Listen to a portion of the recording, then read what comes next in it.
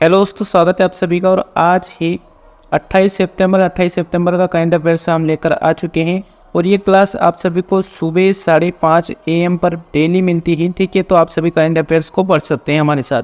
इस क्लास में बिल्कुल जुड़ना बिल्कुल मत भूलिएगा। ठीक है, तो चलिए स्टार्ट करते हैं। पहला क्वेश्चन हमारा, हाल ही में किसने गूगल का एकाधिकार खत्म करने के लिए अपना खुद का ऐप स्टोर लॉन्च किया है? तो इसका आंसर हो जाएगा फ़ोनपे ने। इंपॉर्टेंट पॉइंट है इसके बारे में। फ़ोनपे की स्थापना 2015 में हुई थी और मुख्यालय बेंगलुरु यानी कि भारत में स्थित है। ठीक है, चलिए बढ़ते हैं हम अगले क्वेश्चन की ओर। क्वेश्चन नंबर 2 है हमारा, हाल ही में यूनिक्लो ने किसे अपना ब्रांड एम्बेसडर बनाया है? तो कैटरीना कैफ को बनाया है। आंसर हो जाएगा कैटरीना कैफ। इंपॉर्टेंट पॉइंट है, फैशन ब्रांड डब्ल्यू ने अनुष्का शर्मा को अपना ब्रांड एम्बेसडर बनाया। सात्विक सोलर रॉप्स ने रविंद्र जडेजा को अपना राष्ट्रीय ब्रांड एम्बेसडर बनाया। स्वराज ट्रैक्टर्स ने ब्रांड एम्बेसडर महेंद्र सिंह धोनी को बने हैं। और सेंचुरी मेटर्स कंपनी ने पीवी सिंधु को अपना ब्रांड एम्बेसडर बनाया है। ठीक है, चलिए अगला क्वेश्चन हमारा, विश्व फेफड़ा दिवस कब मनाया जाता है? तो ये 25 सितंबर को मनाया जाता है। ठीक है, इंपॉर्टेंट पॉइंट है इसके बारे में। 2023 की थीम सभी के लिए रोकथाम और उपचार तक पहुंच, किसी को भी पीछे न छोड़े, ये वाली। यह दिवस forum of international respiratory society यानी कि FIRS ने वर्ष 2018 में स्थापित किया।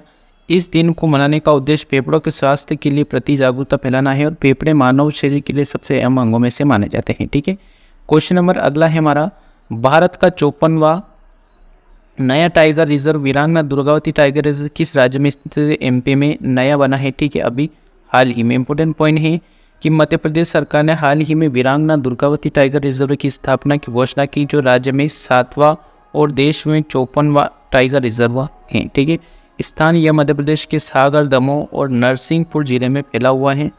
यह आकार की दृष्टि से मध्य प्रदेश का सबसे बड़ा टाइगर रिजर्व है। और वीरांगना दुर्गावती टाइगर रिजर्व के साथ मध्य प्रदेश देश में सबसे अधिक टाइगर रिजर्व वाला राज्य बन गया है। ठीक है, चलिए बढ़ते हैं हम। अगला क्वेश्चन है हमारा, भारत का पहला लाइट हाउस महोत्सव का आयोजन किस राज्य में हुआ? तो ये गोवा में हुआ है। कहाँ पर हुआ? गोवा में। इंपॉर्टेंट पॉइंट है इसके बारे में। यह समारोह 23 से 25 सितंबर तक गोवा की राजधानी पणजी में स्थित फोर्ट अगुआडा लाइट हाउस में आयोजित हुआ।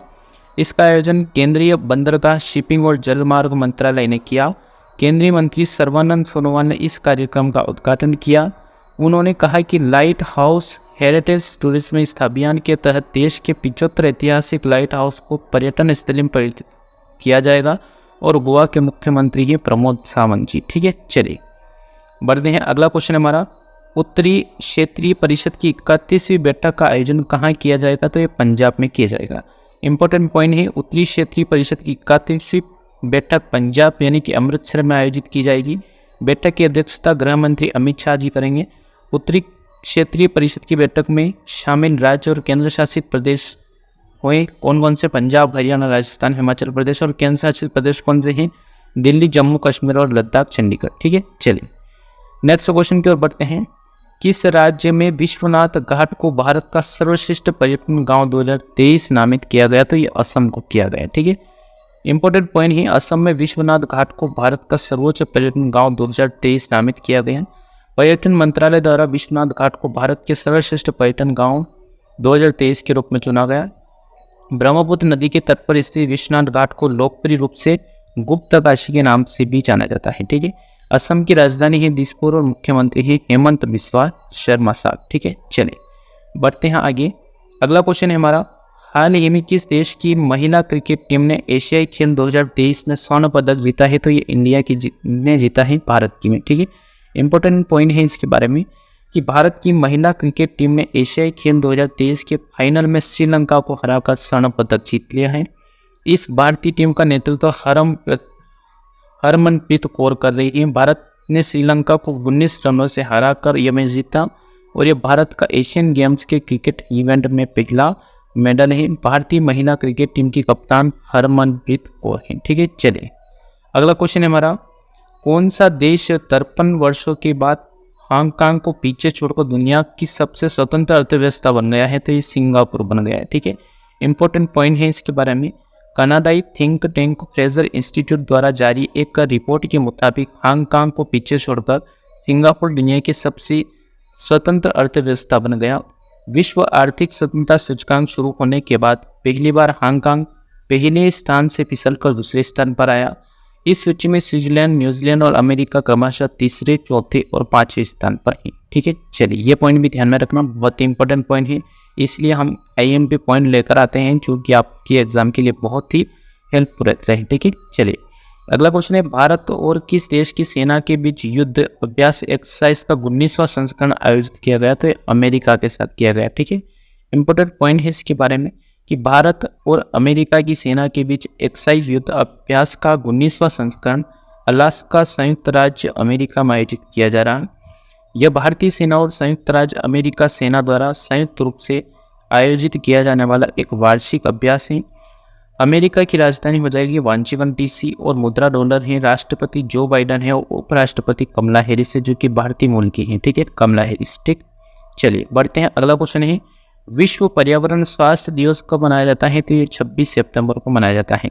इंपॉर्टेंट पॉइंट है इसके बारे में, मानव स्वास्थ्य पर पर्यावरणीय कारकों के प्रभाव के बारे में जागरूकता बढ़ाने के लिए प्रतिवर्ष 26 सितंबर को विश्व पर्यावरण स्वास्थ्य दिवस मनाया जाता है।